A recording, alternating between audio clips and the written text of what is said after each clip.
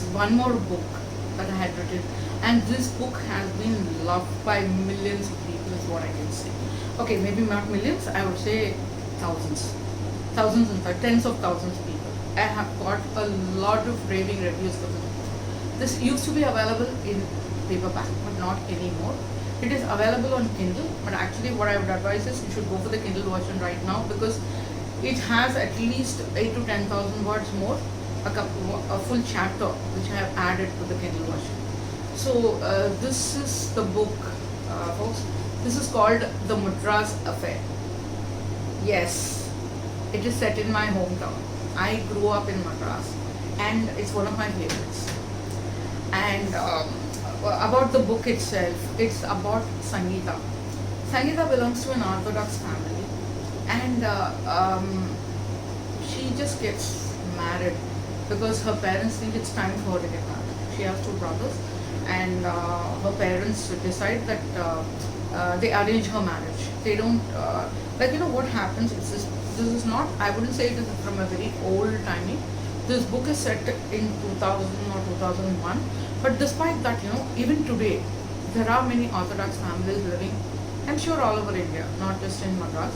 But I have said this in Madras, saying that Sangita, she gets married to this guy. He's called Giridhar. He is a bank employee, so the parents think it's wonderful. He's a only son, and probably, he'll be a perfect match for her husband. They never bother to find out whether the two of them have any kind of chemistry, or whether they are happy with each other, or anything like that. They are just not interested.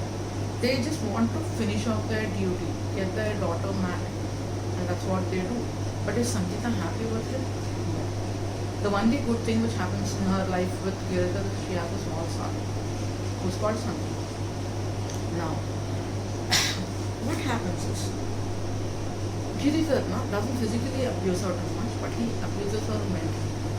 And she really hates him. And this is something most people don't want to acknowledge. And this is something I have had to bring into a book, because it is something I feel very strongly about. The mental abuse a woman undergoes in a marriage. That is very, very important for people, the parents, to understand. And what happens is, she's totally relieved when Giridhar, dies in a drunken accident. Instead of feeling sad that she's been widowed, she actually feels happy. But will her mother understand that? No way. Her mother is not interested. Her mother keeps crying every day that her daughter has become a widow. Now, 5 years later, Sangita has gone back to living in her parents' house. She's happy that she's got a job. Her baby is being taken care of her brother's wife, who also has a small child. So the Bhabi, who's called Manni in Tamil, in Madras, the Manni takes care of the kitchen and the children. And Sangita is very happy to escape the house, her mother's tears and groans and everything, and she goes to work. She works in the reception for the hospital, and that is where she meets Gautam. Hold on a minute here. Gautam is half Tamil, half American. Yes. When I read Western books, blue eyes of the heroes and heroines fascinated me a lot. And I was wondering how to bring this to an Indian romance. That is when Gautam was born to an American father and a South Indian Tamil mother.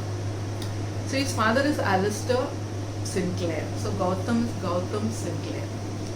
So Gautam has an accident. He breaks his elbow, and that's when he comes to the hospital. For him, he's fascinated by Sangita, and that she's a widow or she has a child, nothing phases him. He just wants to get to know her more. He wants to date her. Whereas Sangita from the orthodox family doesn't know the meaning of dating. Forget about before marriage. It is kind of a taboo for a widow to want to date. So, how do they get opportunities to meet one another, get to know one another? What happens then? And Gautam wants to marry her, he proposes marriage, but will her parents agree to widow remarriage? Most definitely not. Then how does he make them agree? And what about Sangita, who hates the physical side of marriage because she has had some horrendous experience with her ex-husband? Will Gautam be able to make her happy in bed? which she led him. It's for you to read the story to find out. And what about Sangita's little son, and Gautam? What kind of a relationship they share? This is the story of the Madras affair. Guys, if you like romances which have a lot of conflict, which has a very, very beautiful heroine with a lovely heart, but a total innocent, along with the hero who is a very strong but gentle personality, then you should read the Madras Affair. It'll be great if you can leave a line of review on Amazon. I look forward to your feedback. Thank you for listening.